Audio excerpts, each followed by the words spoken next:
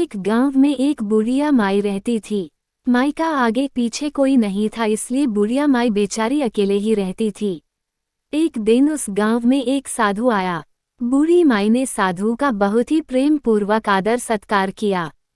जब साधु जाने लगा तो बूढ़ी माई ने कहा, महात्मा जी, आप तो ईश्वर के परम भक्त हैं, कृपा करके मुझे ऐसा आशीर्वाद दीजिए जिससे मेरा अकेलापन दूर हो जाए। अकेले रह रह करके उब चुकी हूँ।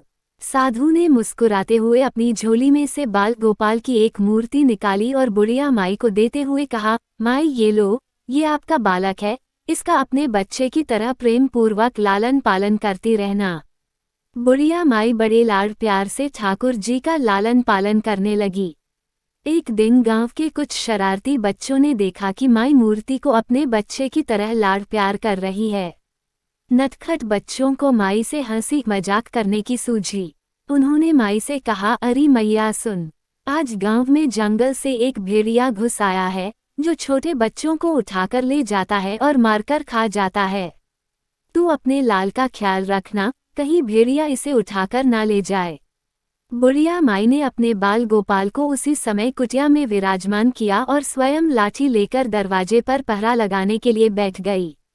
अपने लाल को भेड़िए से बचाने के लिए बुढ़िया माई भूखी प्यासी दरवाजे पर पहरा देती रही। पहरा देते देते एक दिन बीता, फिर दूसरा, तीसरा, चौथा और फिर 5वां दिन भी बीत गया। बुढ़िया माई 5 दिन और 5 रात लगातार बगैर पल के झपकाए भेड़िए से अपने बाल गोपाल की रक्षा के लिए पहरा देती रही। उस भोली भाली मैया का यह भाव देखकर ठाकुर जी का हृदय प्रेम से भर गया। अब ठाकुर जी को मैया के प्रेम का प्रत्यक्ष रूप से आस्वादन करने की इच्छा हुई।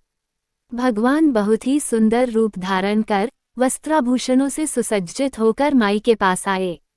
ठाकुर जी के पांव की आहट पाकर माई अड़ गई कि कहीं दुष्ट भेड़िया तो नहीं आ गया मेरे लाल को उठाने। माई ने लाठी उठाए और भेड़िए को भगाने के लिए उठ खड़ी हुई।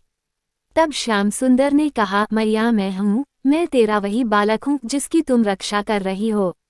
माई ने कहा, क्या, चल हट, तेरे जैसे बहुत देखे हैं, तेरे जैसे सैकड़ों अपने लाल पर न्योछावर कर दूं, अब ऐसे मत कहियो, चल भाग जा यहाँ से। ठाकुर जी मैया के इस भाव और एकनिष्ठता को देखकर बहुत ज्यादा प्रसन्न हो गए।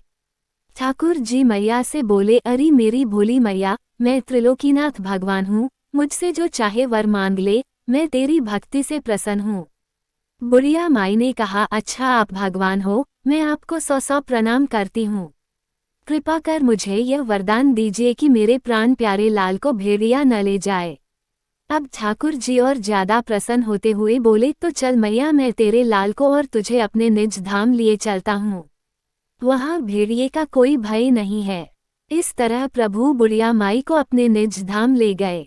इस कहानी से हमें यह शिक्षा मिलती है कि हमें अपने अंदर बैठे ईश्वरीय अंश की काम, क्रोध, लोभ, मोह और अहंकार रूपी भेड़ियों से रक्षा करनी चाहिए। जब हम पूरी तरह से तन्मय होकर अपनी पवित्रता और शांति की रक्षा करते हैं तो एक न एक दिन ईश्वर हमें दर्शन जरूर देते हैं। भगवान को पाने का सबसे सरल मार्ग है, भगवान को प्रेम करो निष्काम प्रेम, जैसे बुढ़िया माई ने किया।